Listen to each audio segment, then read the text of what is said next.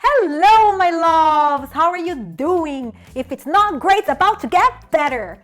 Are you facing tough challenges and seeking inner strength to overcome them?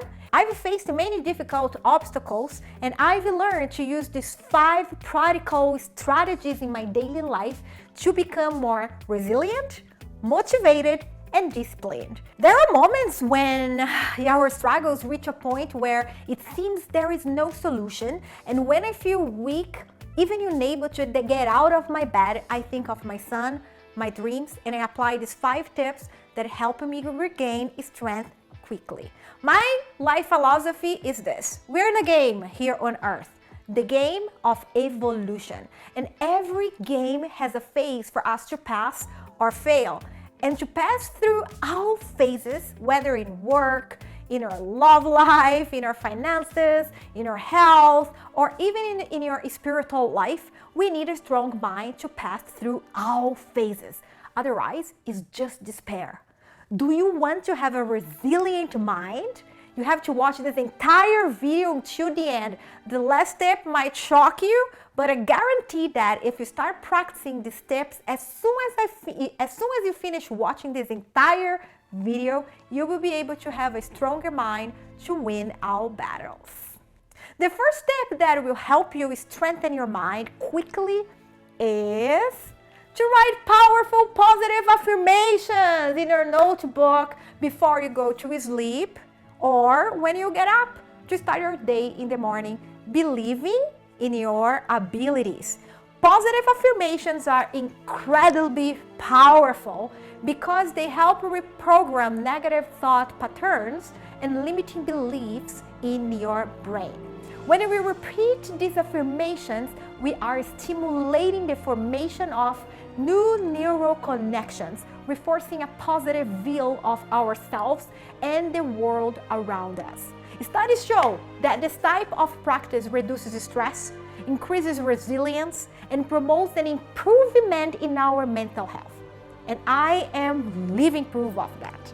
How many times did I consider myself a terrible mother or wife because I couldn't manage my home and my business at the same time? And surely one of the reasons my last romantic relationship didn't work out was that.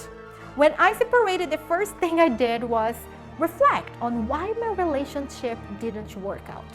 It is a game, right? And to move on to our next phase, we need to think about what we did wrong so we can get right next time. Of course, choosing the wrong husband for me was definitely one of the big reasons, but this imbalance between being a housewife who cleans, cares, cooks, and brings in a lot of money was another reason. So after reflecting on my failure, I needed to improve now for myself, for my son, for the homestay exchange students who live here with us. When I was faced with this big house to clean alone, to cook for everyone, work to pay all the bills, drive the kids up and down, take my dog for a walk, and still take care of myself, I almost went crazy. But I had to focus on strengthening my mind and not let the ship sink. So I started writing the following affirmations every single day. I am an excellent cook. I take care of my home and love to keep it organized. Mr. Clean is my best friend. I cook very well and enjoy making delicious meals. I am practically a master chef. My house shines. All the household bills are paid. I have wonderful clients. The kids love my food. I know it seems to be very cliche, but it worked. I would write this every single day, sometimes even crying. And today, ta-da-da-da, I've transformed into this incredible house mom who can manage the house alone. And thank God, all the bills are paid. The house is clean, the kids love my food, and the most important part of it, I discovered that I love cooking and I cook them well. And I can work on my business to grow, take care of everyone, and still have time to record videos for you guys on my YouTube. So we are more capable than we think. And that's the power of positive affirmations. So write in your notebook affirmations that will help you start believing that you're capable of doing anything that can help you transform your life for the better. Now, I want to know if you have already done affirmations before or have never heard about this powerful technique. Write in the comments below. Second tip, practice gratitude every single day, especially in the darkest phases of life. Since ancient times, philosophers like Epicurus and Seneca recognized the importance of gratitude in achieving happiness. They argued that gratitude connects us with the present moment, helps us appreciate what we have, and frees us from longing for more. It is nice to desire more, and that can be a lever for us to achieve many good things in life. But what I have been learning through my experiences is that when we focus on what we don't have, the result is frustration. And when we focus on what we do have, however small it might be, the result is celebration that leads us to the science that also supports the benefits of gratitude. Researchers have found that gratitude is linked to an increase in the production of neurotransmitters associated with well-being, such as serotonin and dopamine. These chemicals help regulate our mood and promote an overall feeling of happiness. And I'm living proof of that. In the Bible, we also find several passages that highlight the power of gratitude. One of them in 1 Thessalonians chapter 5, verse 18, where it says, "In everything give thanks, for this is the will of God in Christ Jesus for you." This passage emphasizes the importance of being grateful in all circumstances, recognizing that gratitude is aligned with God's will for us. If we're going through tough times, it's because we have something to learn from this lesson. And if we're going through this, it's because either we did something wrong in the past and now it's time to pay the bill, or God is preparing us to an amazing mission, so we need to get stronger. So the deal is to accept it and be grateful for the bill so we can pay it off and move on to the next beautiful phase. Like me here, sometimes I feel like throwing my friend Mr. Clean against the wall, then I remember the bill, give it a little kiss, and keep cleaning, because I know that what we sow, we reap, and there is no resilient mind without going through tough times. And the gratitude we apply to our lives today is a fantastic strategy because it makes us suffer less. When I went through the heartbreak phase with my separation, I focused on being grateful for having health to work, for having God as my best friend and guide in difficult times, for having my son with me. I remember that in the beginning when we separated, I had roommates who helped me clean the house. Then when the roommates left and I decided to only host the students, I was faced with this huge house to clean 80% of the rooms alone. It seemed like a big mountain in front of me, but I did not complain. And I would put on music on Spotify that motivated me, and I would think about how grateful I was to have a house to live in, to see my son happy at school, even during the tough time we were going through, such an unexpected challenge, how grateful I was for my health, how grateful I was for God to send this student who bring us so much joy. And I was grateful for opening the fridge and have plenty of food, and also for cooking well, because now the kids compliment my food.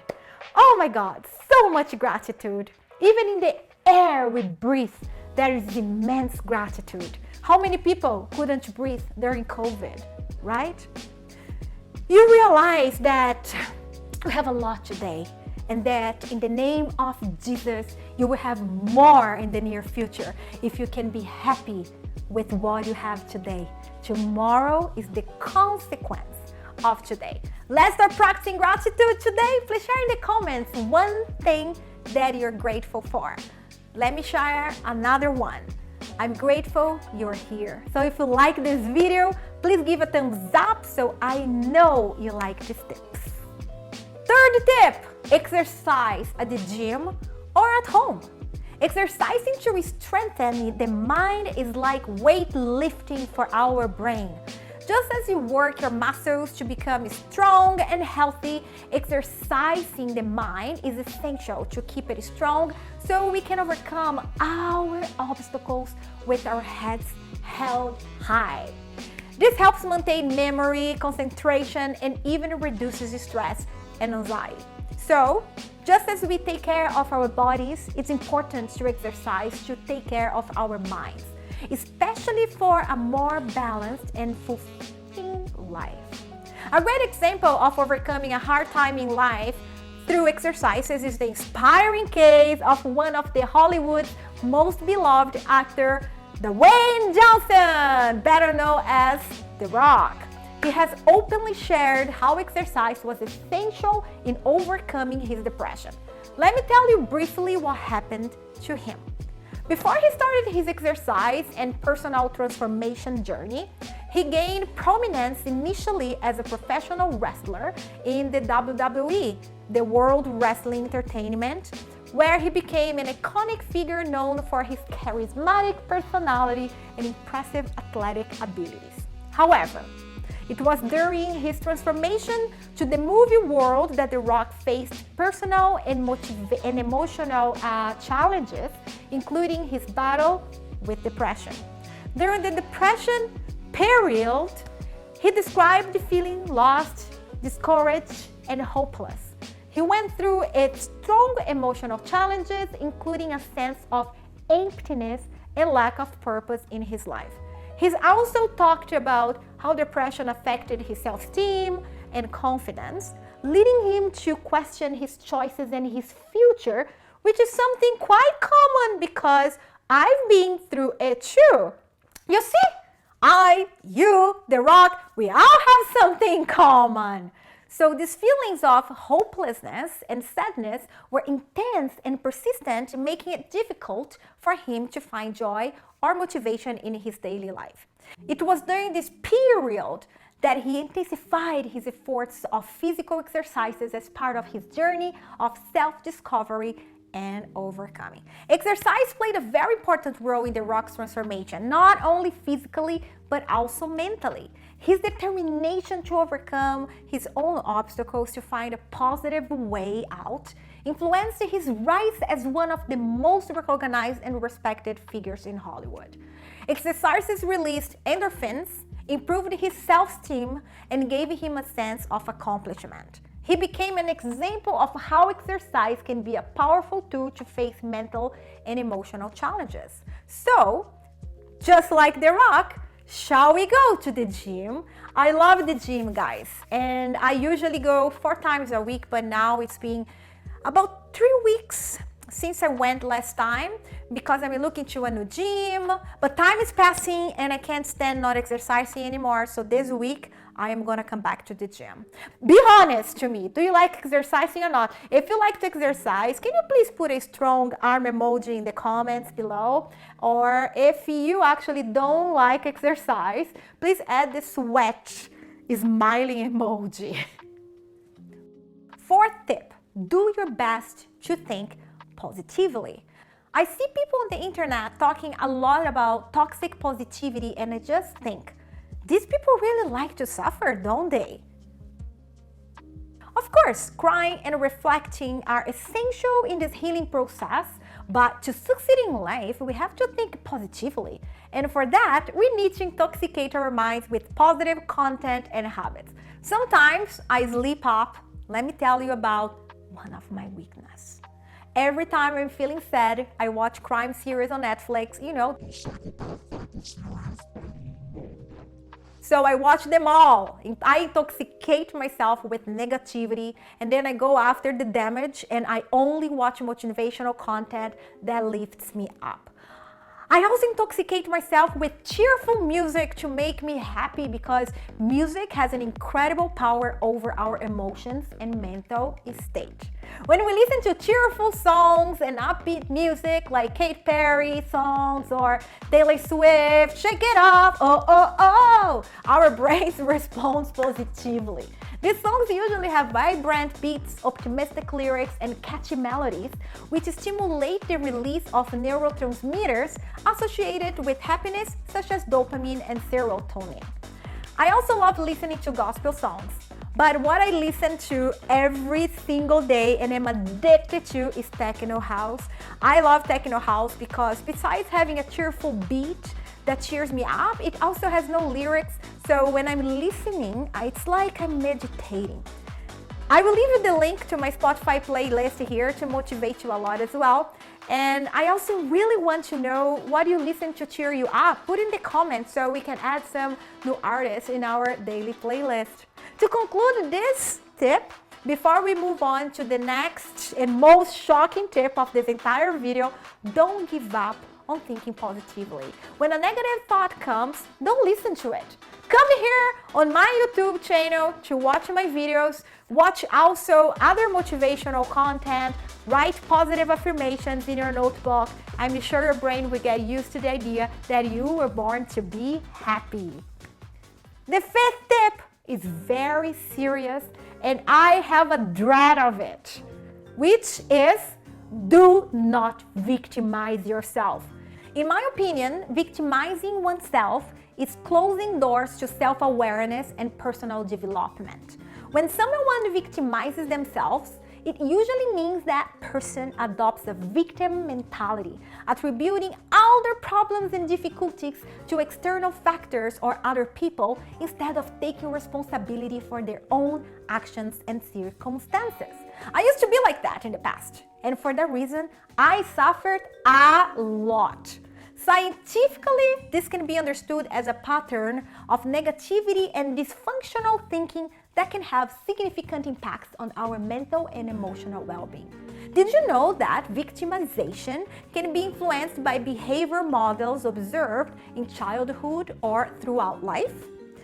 If a person grew up in an environment where victimization was common or tolerated, they may internalize this thinking pattern as an acceptable way to deal with challenges. Also, if someone receives attention or sympathy when they victimize themselves, it can reinforce the behavior, making it more likely for the person to continue seeing themselves as a victim instead of seeking proactive solutions to the problems. In summary, victimization involves a distorted perception of reality where the person focuses on difficulty and disadvantages instead of recognizing their own capabilities and resources to deal with challenges. This can lead to feelings of helplessness, low self-esteem, and a sense of lack of control over one's life. I used to victimize myself in the past, and it was just downhill. Today, thanks God, I don't victimize myself anymore, and that gives me so much power, you know? I look in the mirror and I acknowledge my mistakes with my head held high because recognizing my mistake is the key to the treasure of personal development. So my loves, stop victimizing yourselves because this makes you feel weak. And you start seeing your obstacles from outside the box so you can see where the true healing lies in all this. And I'm sure this tip will make you super powerful. I know that many times we are the victims, but I always try to find a way to get myself out of this victim position because it's easier for us to strengthen ourselves in any obstacles. Yes, these are my 5 tips for you to start strengthening your mind to win this game. I'm sure you were born to win, and I believe by next month, if you start applying all these tips, you will be feeling much stronger than today. Exactly how I feel. I hope you liked this video, and please give it a thumbs up and subscribe to my channel so I can see you in my next video. Big hug.